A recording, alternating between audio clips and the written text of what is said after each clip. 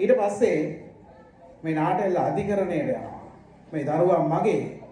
මේ දරුවා හැදුවේ මමයි කියලා කියනවා.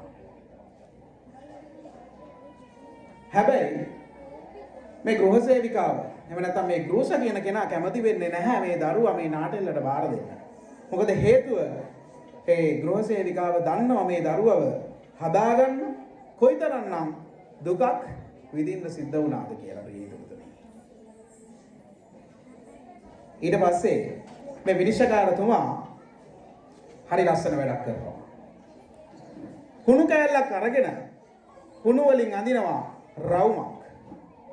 ඇඳලා මේ දරුවා මේක මැද්දට දානවා. මැද්දට දැම්මට පස්සේ දෙපැත්තේ ඉඳලා මේ නාටෙල්ලටයි ගෘහසටයි කියනවා මේ දරුවව දෙපැත්තට අදින්න කියලා.